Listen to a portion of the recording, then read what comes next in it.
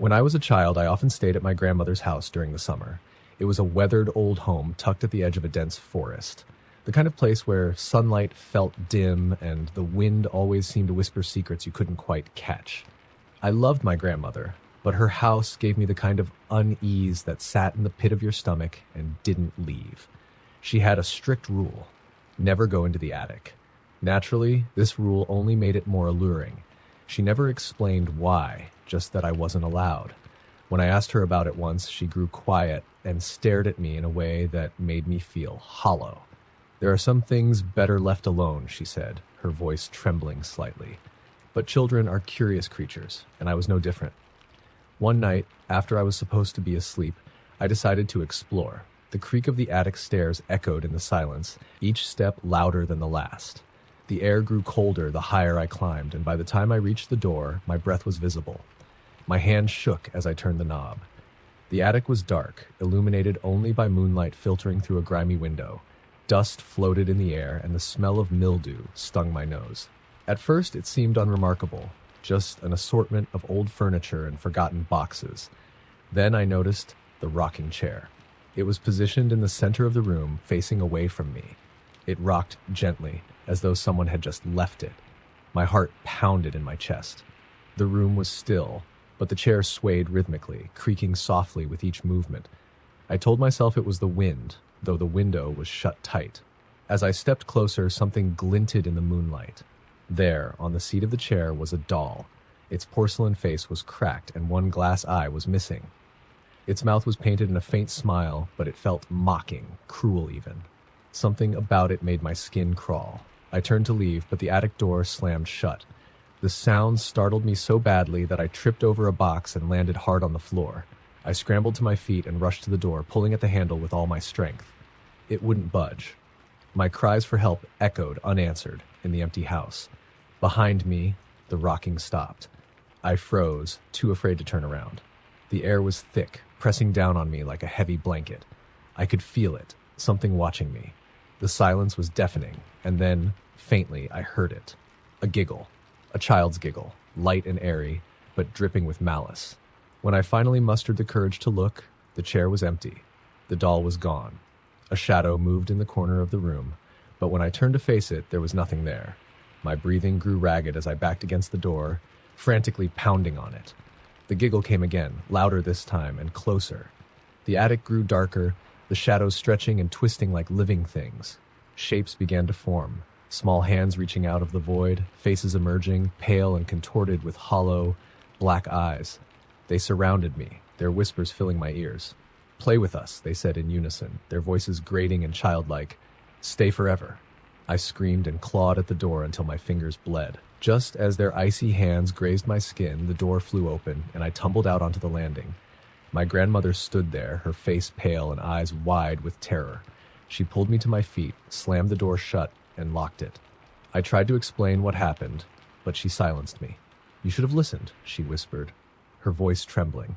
"They won't stop now, not until they have what they want." That summer was the last time I stayed at my grandmother's house. She passed away a year later, and her house was sold. I thought I'd escaped whatever was in that attic, but strange things started happening after I returned home. I would hear giggling at night, the sound faint but unmistakable. My toys would move on their own, shifting to new positions when I wasn't looking. I even found a doll once on my pillow, its cracked porcelain face eerily familiar. No matter where I went, the feeling followed me. The whispers in the dark, the cold touch on my shoulder, the laughter that grew louder as the years passed. They still want me to play, and I'm not sure how much longer I can resist. They're getting closer. Story number 2. When I was 8, my family moved to an old farmhouse in a small, quiet town. The house had been abandoned for years, its paint peeling and shutters hanging loose. My parents saw it as a fixer-upper, but to me, it was a place where shadows lingered too long and silence had its own voice. My bedroom was at the end of a long hallway. On the first night, I noticed something strange. At the far end of the hallway, just past my room, there was a small door embedded in the wall. It was tiny, maybe 3 feet tall, with a rusted handle and no lock. I asked my mom about it, but she brushed it off. "Probably just an old storage space," she said. "Don't worry about it." I tried to ignore it, but the door seemed wrong. At night, I'd lie awake, staring at it from my bed. The hallway was dark, but I could swear the outline of the door seemed darker, almost like it was absorbing the light. A few weeks after we moved in, I started hearing noises. At first, they were faint, easy to dismiss as the creaking of an old house. But then they grew louder, scratching like nails on wood, whispering, just quiet enough that I couldn't make out the words, but loud enough to keep me awake. One night, I couldn't take it anymore. I got out of bed and tiptoed down the hall, clutching a flashlight. The tiny door loomed in front of me, seeming taller now, more menacing. My hand trembled as I reached for the handle. The door opened easily, revealing a crawl space. The beam of my flashlight barely penetrated the darkness inside. The air was thick and cold, carrying the faint scent of rot. I leaned closer, squinting into the void, when something moved. A shadow darted across the beam of light. I stumbled back, my heart racing. Then I saw them. Eyes. Dozens of eyes, reflecting the light like a cat's, peering at me from the blackness. I slammed the door shut and ran back to my room, locking the door behind me. My parents didn't believe me when I told them the next morning. "Just your imagination," my dad said with a chuckle. But I noticed he avoided looking at the door when he walked down the hallway. That night, I woke to the sound of the door creaking open, my bedroom door. I froze, clutching the blanket to my chest. My eyes adjusted to the dim light, and I saw it. A figure stood in the doorway. It was small, child-sized, but its proportions were all wrong. Its arms were too long, fingers thin and sharp like needles. Its head was cocked to one side as if it was studying me. It took a step forward, its feet making no sound on the wooden floor. I wanted to scream, but the terror lodged in my throat like a stone. Then it spoke. "Why did you wake us?" Its voice was soft, like a whisper carried on the wind, but it was layered, as though many voices were speaking at once. I didn't mean to," I stammered, tears streaming down my face. It took another step closer, its hollow eyes gleaming. We were sleeping. Now we're hungry. Suddenly the room was filled with movement. Shadows swirled around me, shapes emerging from the corners, the walls, even the ceiling. They crawled toward me on all fours, their mouths stretched into impossibly wide grins filled with jagged teeth. I don't remember much after that. I must have passed out, because I woke up in the morning, my parents standing over me, worried. They said they found me lying on the floor in the hallway, the tiny door wide open. We moved out of the house shortly after, but I still dream about it. In my dreams, I'm back in that hallway, the door slowly creaking open and those eyes staring back at me from the darkness. Sometimes when I wake up, I swear I can still hear the whispering. Story number 3. When I was a kid, my family lived in a small 2-story house on the outskirts of town. It was an ordinary place, nothing special about it. But there was something odd about the basement. My parents rarely went down there, and I was explicitly told never to go near it. "You wouldn't like what's down there," my mom would say, her voice tight. My dad never spoke of it at all. Of course, the more they told me to stay away, the more curious I became. One rainy afternoon when I was home alone, my curiosity got the better of me. The house was eerily quiet, the kind of silence that makes your ears ring. I crept down the wooden stairs to the basement door, my footsteps barely making a sound. The door was locked, but the key was always on top of the frame. My parents thought that was enough to keep me out, but I'd seen them use it. With trembling hands, I reached up and grabbed the key. The lock clicked, and the door swung open. The basement was pitch black. The single bulb hanging from the ceiling flickered weakly as I pulled the cord. Shadows danced on the concrete walls, and the air was heavy with a damp, earthy smell. The room was mostly empty, save for an old chest in the corner. It was large and made of dark wood, its surface covered in strange, intricate carvings. They looked like symbols, but I didn't recognize any of them. Something about the chest felt wrong. The air around it seemed colder, and the shadows seemed to cling to it like it was swallowing the light. I should have turned back. Every instinct screamed at me to leave, but I couldn't. My hands moved on their own as I knelt in front of it and unlatched the heavy lock. The lid creaked as I opened it. Inside was a mirror. It was small and oval-shaped, framed in tarnished silver. The glass was so clear it almost seemed to glow. When I looked into it, my reflection stared back, but there was something off about it. My face was the same, but my expression wasn't. In the mirror, I was smiling. A wide, unsettling grin that stretched too far. My teeth looked sharper, my eyes darker. Then my reflection moved. I didn't. I gasped and dropped the mirror, but it didn't shatter. Instead, it landed face up, and my twisted reflection kept grinning up at me. I tried to run, but the basement door slammed shut. I yanked on the handle, screaming, but It wouldn't budge. Behind me, I heard something. Laughter. It was faint at first, a soft chuckle, but it grew louder, filling the room. It wasn't just one voice. It was many, overlapping and echoing. I turned around, and the shadows were moving. They writhed and coalesced, forming shapes, arms, legs, faces. They crawled toward me, their empty eyes locked on mine. One of them picked up the mirror and held it out to me. Its hand was skeletal, its fingers unnaturally long. "Look," it whispered, its voice like dead leaves rustling. I shook my head, but the shadow stepped closer, shoving the mirror into my hands. Against my will, I looked. This time, the reflection wasn't just me. There were others. Dozens of faces, pale and hollow-eyed, staring out from the glass. They were screaming, their mouths open in silent agony. My own reflection was smiling again, but it wasn't just a smile. It was me, but not me. "Time to join us," it said, its voice perfectly mimicking mine. The last thing I remember is the mirror pulling me in.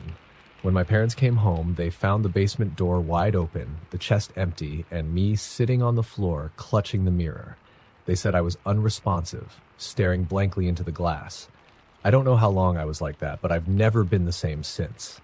Sometimes, when I look in a mirror, I see something behind me, something that grins. Story number 4. When I was 10, my parents rented a house deep in the countryside. It was far from town, surrounded by endless fields and a dense, sprawling forest. The house was old, with creaky floors and a faint, musty smell that seemed to seep from the walls. But it was cheap, and my parents said we'd only stay until Dad finished his new work project.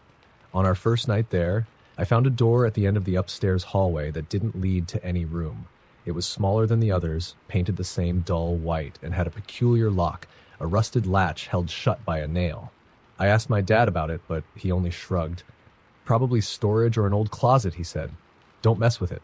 That night, I couldn't stop thinking about the door. Something about it felt wrong. It wasn't just how out of place it looked. It was the way the hallway seemed darker near it, the shadows deeper, like the light avoided it. I woke up in the middle of the night to a faint tapping sound. At first, I thought it was a tree branch brushing against my window, but it wasn't windy. The sound was rhythmic, deliberate, tap, tap, tap. It was coming from the hallway. My heart pounded as I climbed out of bed and tiptoed to my door. Peering out into the hallway, I saw nothing but darkness. The tapping had stopped, but the stillness was worse. I stared at the strange door, half expecting it to open. The air was heavy, and the silence pressed against my ears. Then the tapping started again, louder this time. "Hello?" I whispered. My voice felt small, swallowed by the shadows. The tapping stopped, something moved behind the door. A soft rustling, like fabric brushing against wood. I held my breath, frozen, as the latch rattled. The nail holding it shut fell to the floor with a sharp clink. I wanted to run back to my room, but my legs wouldn't move. The door creaked open, just a crack, enough to reveal a sliver of darkness beyond. A voice came from inside, soft and raspy, barely more than a whisper. "Come in. I've been waiting." Every instinct screamed at me to run, but curiosity won. I stepped closer, my hands trembling as I pushed the door open. The room was empty. Empty. It wasn't a storage space or a closet. It was a small, windowless room with peeling wallpaper and a single chair in the center. On the chair sat a doll. It was old, its porcelain face cracked, and its glass eyes stared straight ahead. Its dress was faded and torn, and one of its arms dangled by a thread. The doll's head turned slowly to face me. I stumbled back, my scream caught in my throat. "Close the door," the voice said, but the doll's mouth didn't move. I ran back to my room and slammed the door shut, shoving my desk chair under the handle. I didn't sleep that night, the sound of faint tapping echoing in my ears. The next morning I told my parents, but they didn't believe me. My dad even checked the room, but the latch was back in place and the door wouldn't budge.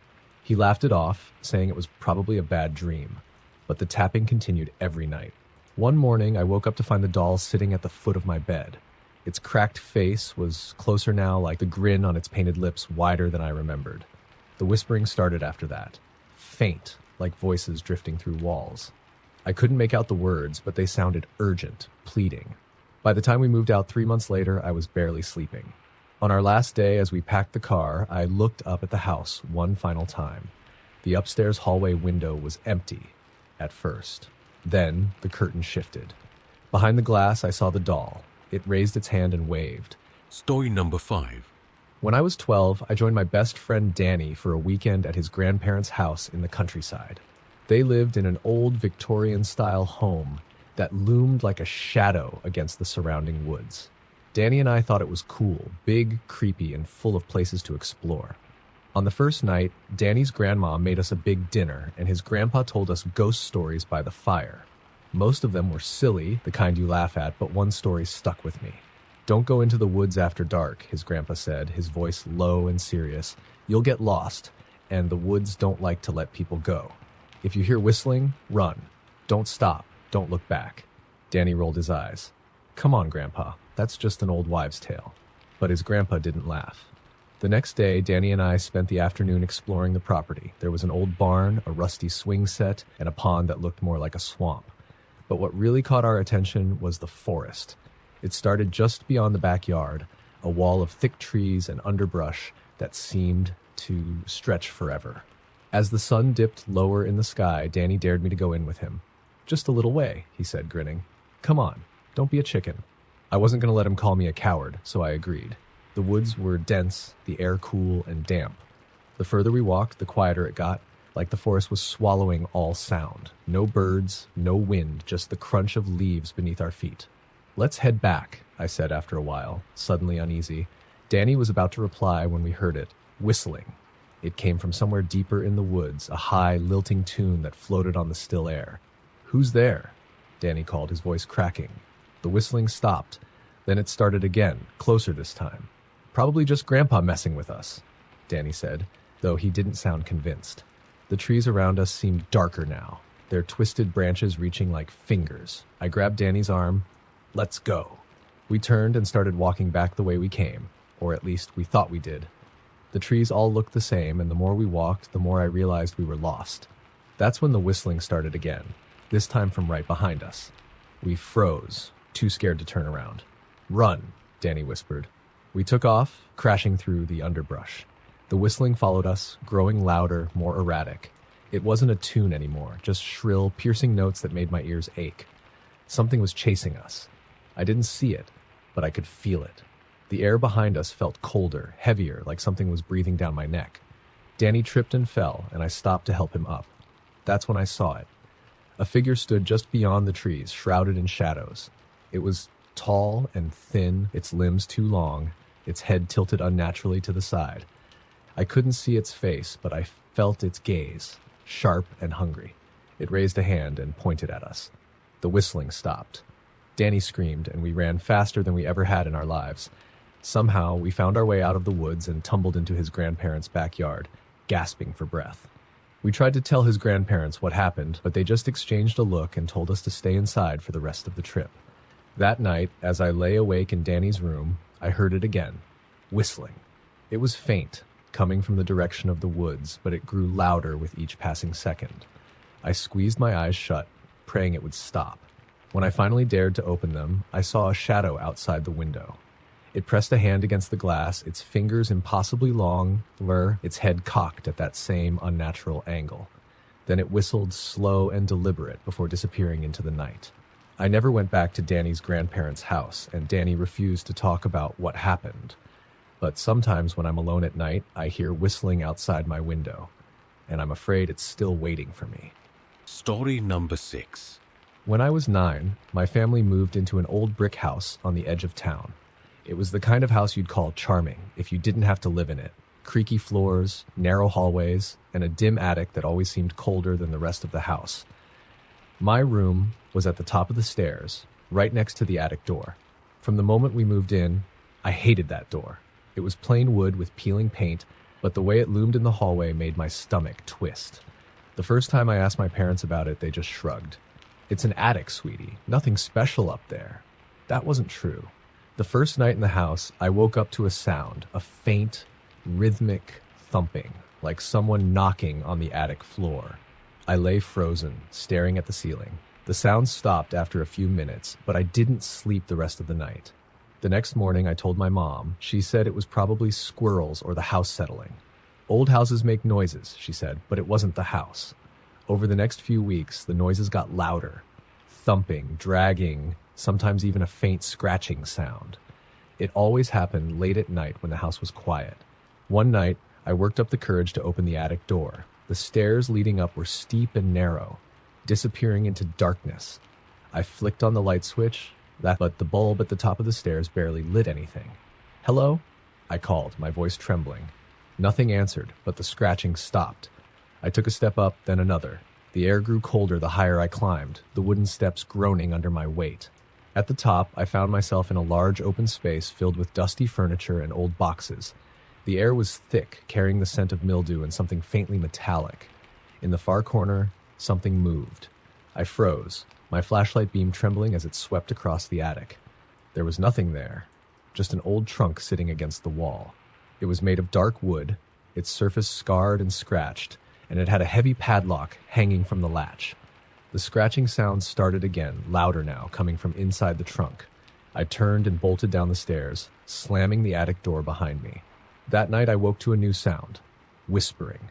It was faint, coming from the direction of the attic. The words were impossible to make out, but the tone was urgent, almost pleading. I pulled the covers over my head, squeezing my eyes shut. The next morning I found the attic door wide open. Over the following nights, the whispers grew louder. Sometimes I thought I could hear my name. Other times, it sounded like crying. My parents still didn't believe me, brushing it off as bad dreams. Then one night, everything stopped.